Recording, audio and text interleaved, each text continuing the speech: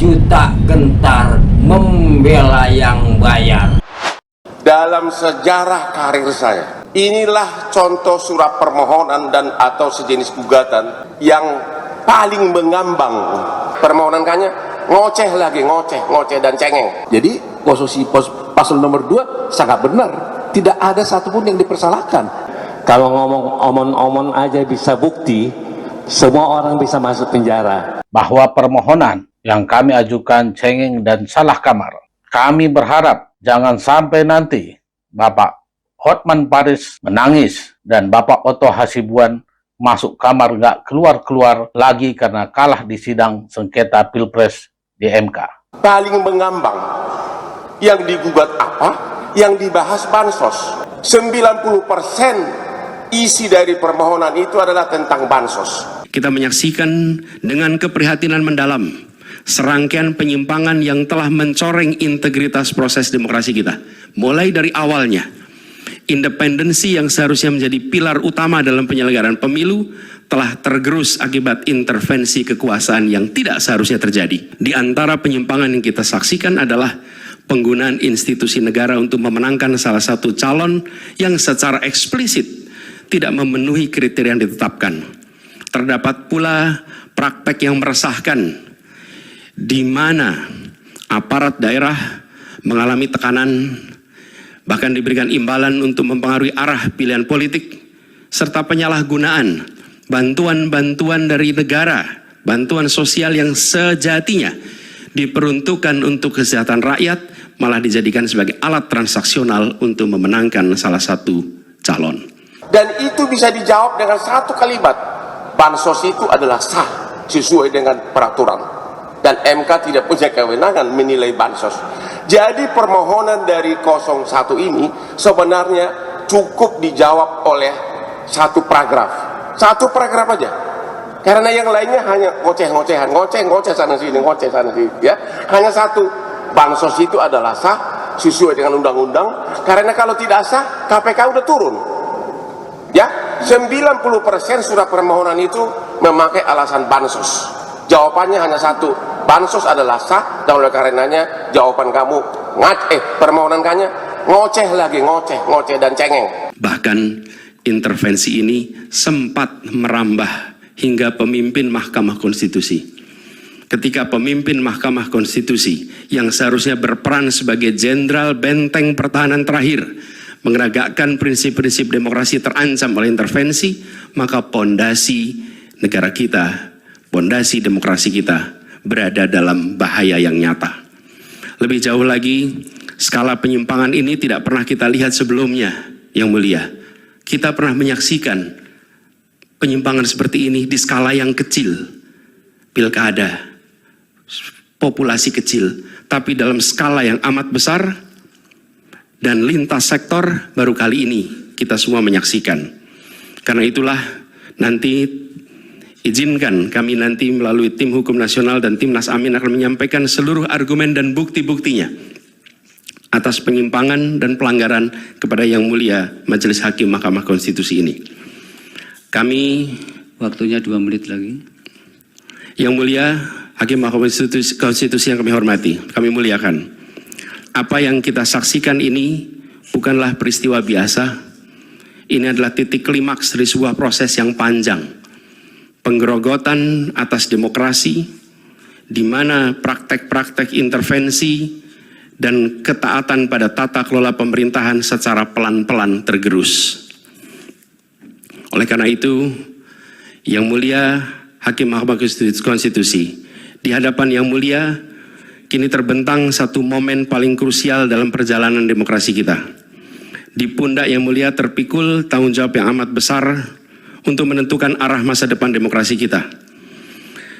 Apakah kita akan melangkah dalam persimpangan jalan ini menjadi sebuah republik dengan rule of law atau rule by law?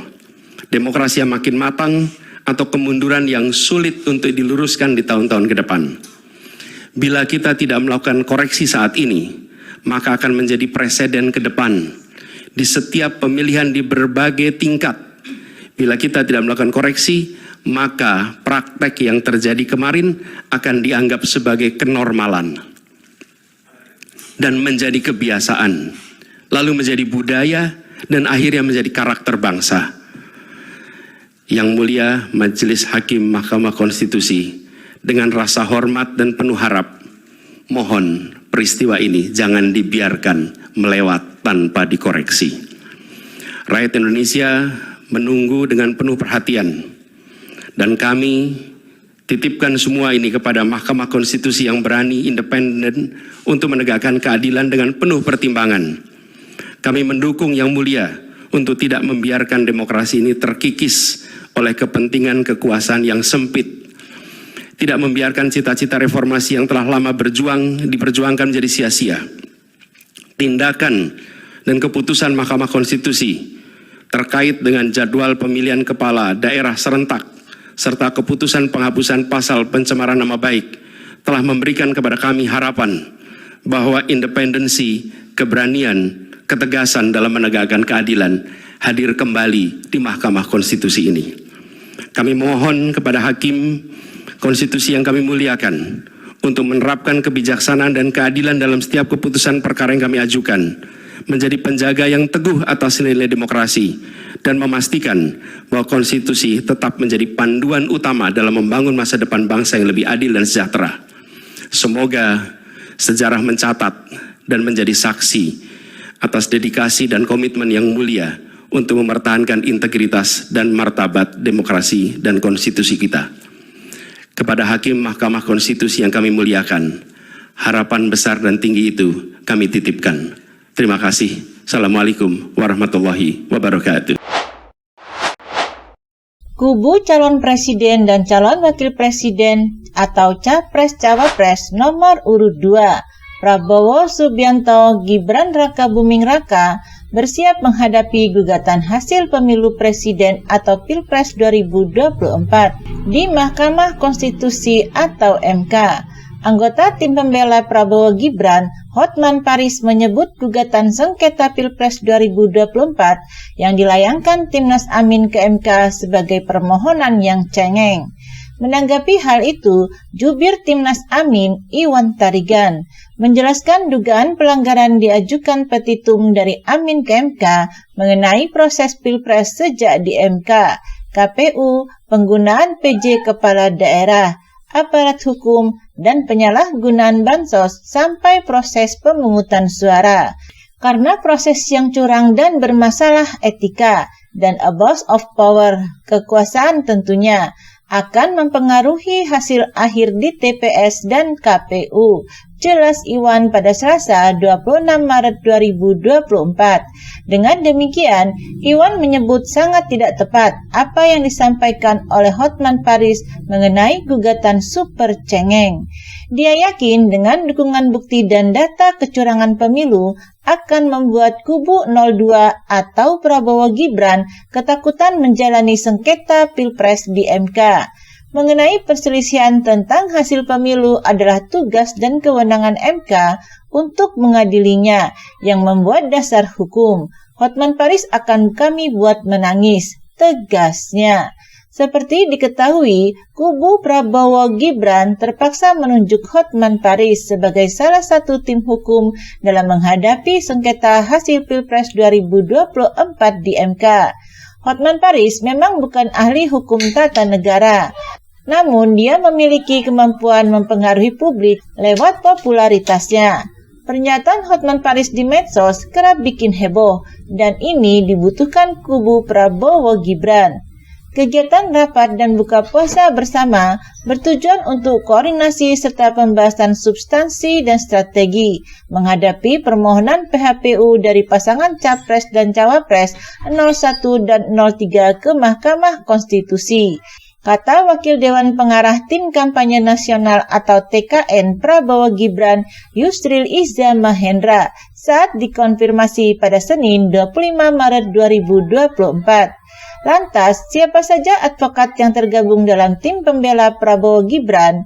Yusril menjelaskan, tim hukum Prabowo Gibran total berjumlah 45 orang. Tim tersebut diketahui oleh Yusril sendiri. Seperti diketahui, selain aktif di politik, Yusril juga merupakan seorang advokat. Ketua Umum Partai Bulan Bintang atau PBB itu memimpin firma hukum miliknya, Izza dan Izza Law Firm. Yusril yang merupakan guru besar hukum tata negara Universitas Indonesia atau UI tersebut juga pernah menduduki sejumlah jabatan di pemerintahan, seperti Menteri Hukum dan Perundang-undangan pada tahun 1999 sampai 2001, Menteri Hukum dan Hak Asasi Manusia pada tahun 2001 sampai 2004, serta Menteri Sekretaris Negara pada tahun 2004 sampai 2007. Dalam memimpin tim pembela Prabowo Gibran, Yusril dibantu oleh Otto Hasibuan yang bertindak sebagai wakil ketua. Otto juga merupakan advokat senior yang telah malang melintang di bidang hukum. Ketua Umum Aliansi Advokat Indonesia itu pernah menangani sejumlah kasus besar, seperti kasus kopi sianida yang menyedot perhatian publik pada 2016 lalu. Saat itu, Otto bertindak sebagai pengacara Jessica Kumala Wongso. Selain Otto, duduk sebagai wakil ketua tim pembela Prabowo Gibran, dosen Fakultas Hukum Universitas Muslim Indonesia atau UMI, Fahri Bahmid, serta politikus Partai Gerindra Maulana Bungaran. Nama populer lain yang tergabung dalam tim hukum Prabowo Gibran seperti Hotman Paris Hutapea dan O.C. Kaligis. Ada pula Wakil Ketua Umum Partai Gerindra yang juga Wakil Ketua Komisi 3 DPR RI Habibur Rahman, serta anggota Majelis Tinggi Partai Demokrat sekaligus anggota Komisi 3 DPR RI Hinca Panjaitan. Selain itu ada Yuri Kemal Fadrullah, Adniel Rumza, Ahmad Maulana, M. Gamal Resmanto, Rifai Kusuma Negara, Nikolai Apriliando, Yakub Putra Hasibuan, dan sejumlah advokat profesional lain utusan partai politik anggota koalisi Indonesia Maju. Semoga tim pembela Prabowo Gibran di MK berhasil menunaikan tugas dengan sebaik-baiknya. Harap Yusril.